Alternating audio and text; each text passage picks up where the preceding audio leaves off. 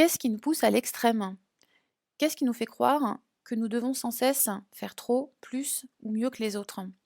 Et que cherchons-nous à prouver ou à justifier? À quel moment glisse-t-on vers le burn-out? Et est-ce une fatalité à tous ceux qui souhaitent réussir? Bonjour à vous et bienvenue dans ce nouvel épisode. Aujourd'hui, on revient à l'essentiel. Dans ce sujet, nous allons tenter de voir comment déjouer les pièges du mental qui nous poussent très souvent à croire que nous ne sommes pas assez et à ainsi soit nous décourager, soit nous pousser à l'action, de sorte que l'on en fait trop ou dans tous les sens. Et pour illustrer mon propos, voici une petite anecdote. Hier, je recevais en coaching un tout jeune manager qui vient d'être promu à ce poste il y a tout juste 2 mois à peine.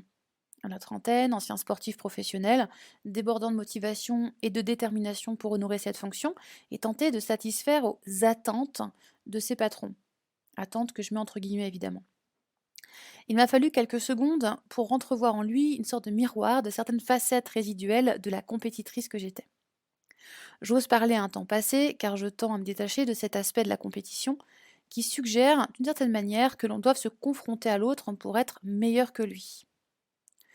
J'ai reconnu en tout cas immédiatement l'engagement plein et entier, la volonté de bien faire, à la fois pour saluer la chance qui est d'occuper le poste qui lui est proposé, et peut-être aussi pour satisfaire à un besoin de reconnaissance sous-jacent. Alors j'évoque ce sujet ici car l'engagement est ce qui permet au champion d'être un champion et à quiconque de réussir dans la poursuite de ses objectifs également. C'est un très beau moteur, hein. Mais là où ça devient plus problématique, c'est lorsque l'engagement nous fait perdre de vue la notion d'équilibre individuel.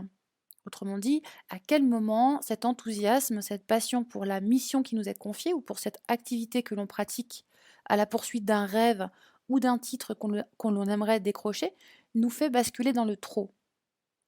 À tant vouloir bien faire, on se noie potentiellement dans le trop.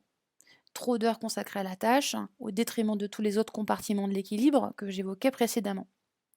En outre, si je prends pour exemple dans mon parcours sportif, la première période qui m'a conduit au surentraînement est cette volonté de bien faire. C'était en 2012, à l'issue d'une de mes meilleures années sportives où je venais de battre le record du GR20 féminin en Corse et de gagner successivement le Grand Raid de la Réunion tout juste 3 mois après. Je me sentais gonflée à bloc et pousser des ailes.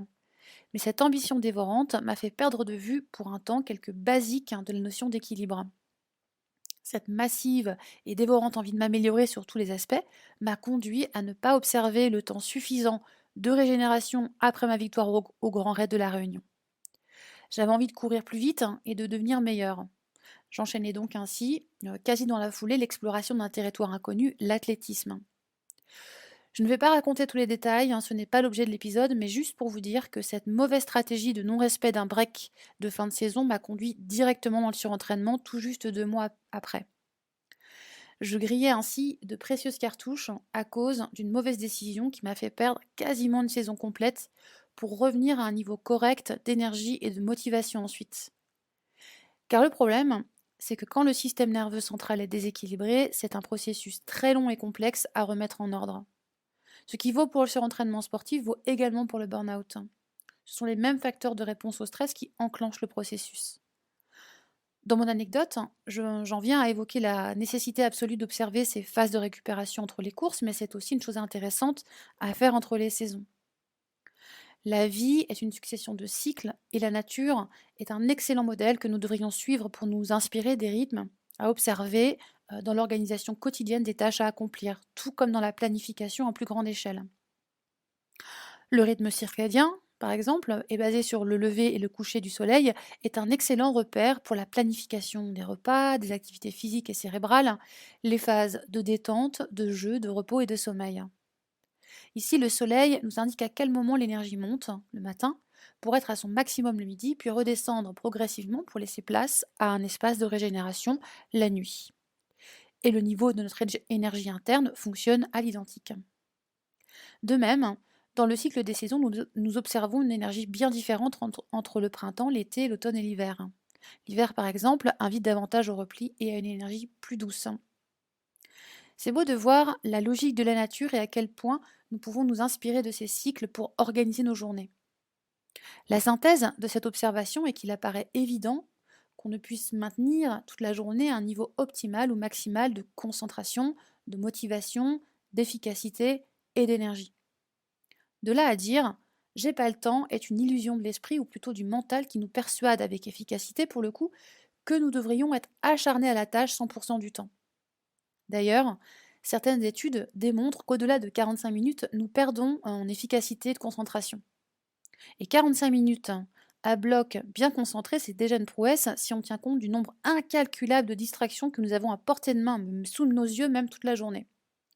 Mail, portable, ordinateur, tablette, réseaux sociaux, notifications en tout genre, et quand il ne s'agit pas des collègues qui défilent toute la journée pour vous solliciter vers une autre tâche qui vous coupe totalement de celle à laquelle vous étiez affairé. Et là, je ne précise pas de quelle tâche en question, puisque cela concerne à peu près toutes nos préoccupations finalement.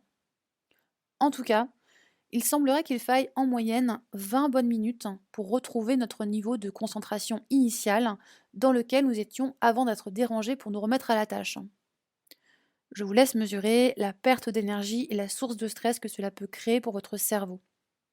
Quoi qu'il en soit, quelle que soit notre fonction, notre statut social, le cerveau a besoin de pause pour régénérer et pouvoir ensuite repartir à nouveau aux tâches qui ont besoin d'être accomplies.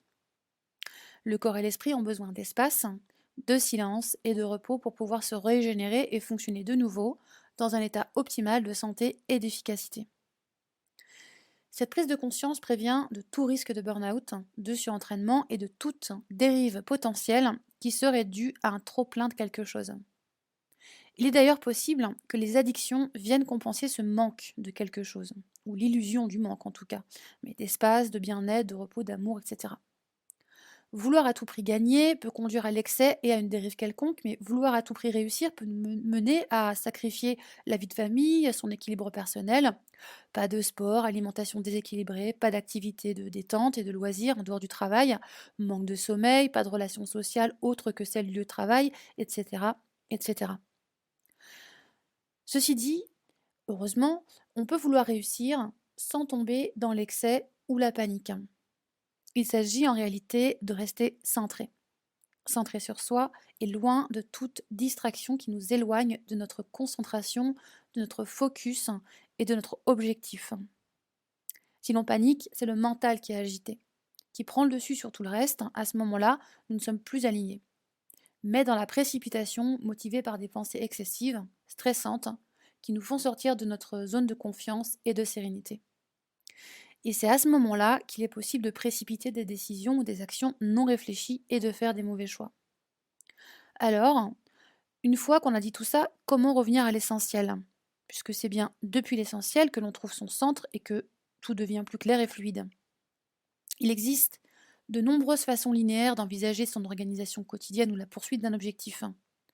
Mais pour les personnes dont je fais partie, qui ont beaucoup de mal avec cette façon de fonctionner, eh bien, ça ne marche pas. Fait qu'on met en place des processus qui, au bout d'un moment, c'est-à-dire très rapidement, nous submergent, pour ne pas dire nous gonflent, on s'y perd et finalement, on redevient une boule d'énergie qui étale un max d'idées sur la table en 5 minutes, qui part dans tous les sens et qui commence une tâche sans la terminer de suite, qui remet au lendemain le plus urgent et ainsi de suite pour au final avancer plus lentement qu'on aimerait dans nos projets.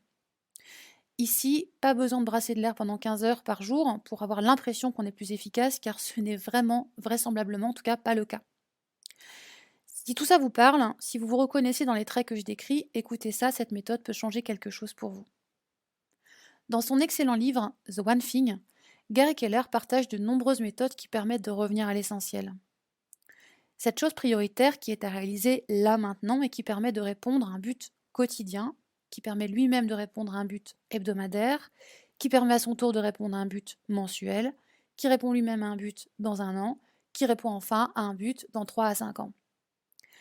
Définir un but permet de donner de la valeur à son action. Elle est source de motivation suprême. Il ne s'agit pas d'un objectif de résultat quantitatif, mais d'une raison plus grande, nourrie par notre raison d'être, qui donne du sens à l'objectif que l'on poursuit. Définir son essentiel est l'essentiel. Et ce n'est pas forcément le plus simple, mais ça peut changer beaucoup de choses dans votre organisation, dans votre efficacité, dans votre rythme de vie, moins de stress et plus d'équilibre à minima. Voici donc la méthode en question. Et justement, elle tient en une question. Quelle est la chose essentielle que je peux faire Alors, dans mon activité professionnelle où là, vous définissez en tout cas, vous définissez le domaine dans lequel vous voulez avancer. Là, maintenant ou cette semaine, ou en tout cas, vous définissez la fréquence, et le quand, pour atteindre tel objectif d'ici 1 an, de telle sorte qu'en la faisant, tout le reste deviendra plus simple, voire inutile. Je répète la question. Quelle est la chose essentielle que je peux faire dans mon activité professionnelle, par exemple, là, maintenant, pour atteindre tel objectif d'ici 1 an, de telle sorte qu'en la faisant, tout le reste deviendra plus simple, voire inutile.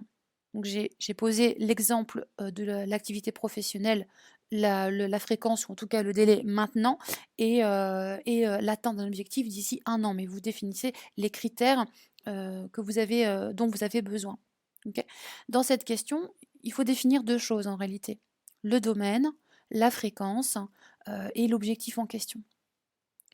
Alors ça paraît flou, hein, mais je vous assure que si vous vous posez cette question tous les jours, au bout d'un moment, l'essentiel émerge de façon évidente. Je répète la question, quelle est la chose essentielle que je peux faire dans mon activité professionnelle, là maintenant, pour atteindre tel objectif d'ici 1 an, de telle sorte qu'en la faisant, tout le reste deviendra plus simple, voire inutile.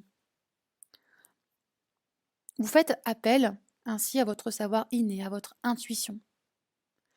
Mais ce qui éloigne de ce pouvoir intérieur, c'est que la plupart du temps, nous regardons vers l'extérieur. Nous donnons plus de crédit à ce qui vient de l'extérieur, comme si les autres savaient mieux que nous ce qui est bon pour nous. Or, c'est faux. Nous avons toutes les clés déjà en nous. Et nous avons tous une manière de procéder qui nous est propre, qui répond à notre intelligence individuelle et à notre processeur interne, si on peut dire ça comme ça. Donc, inutile de se comparer. La comparaison nous éloigne de notre centre. Elle suggère à notre mental que nous avons besoin d'être meilleurs que l'autre pour mériter notre place. Mais c'est une illusion de l'esprit. Nous n'avons pas besoin d'être meilleurs que qui que ce soit. Gandhi nous dit: il n'est pas nécessaire d'éteindre la lumière de l'autre pour que brille la nôtre. Trouver son essentiel qui réponde à un but motivé par notre raison d'être, c'est-à-dire la raison profonde qui nous anime, et vient nourrir des valeurs essentielles pour soi. Donner du sens à ce que l'on fait plutôt que de courir partout, de s'agiter dans tous les sens, simplement parce que l'on veut bien faire. Parce que évidemment, on fait bien. À chaque instant, nous faisons de notre mieux. Inutile de craindre le jugement de l'autre ou l'approbation de qui que ce soit pour entreprendre à notre manière ce qui nous tient à cœur. Nous sommes des artistes et des créateurs puissants. Prendre conscience de cette magnificence peut tout changer à notre quotidien. Donc, quel est votre essentiel? Je vous pose la question. Quel est votre essentiel immédiat que vous devez faire maintenant, de telle sorte qu'en le faisant, tout le reste deviendra plus simple, voire inutile? Voilà ce que je voulais partager avec vous dans cet épisode d'aujourd'hui. J'espère qu'il vous aura inspiré. Pour d'autres méthodes santé, bien-être, réussite, équilibre, abonnez-vous à cette émission et retrouvez-moi dans le prochain épisode. D'ici là, portez-vous bien, prenez soin de vous et à très vite. Bye!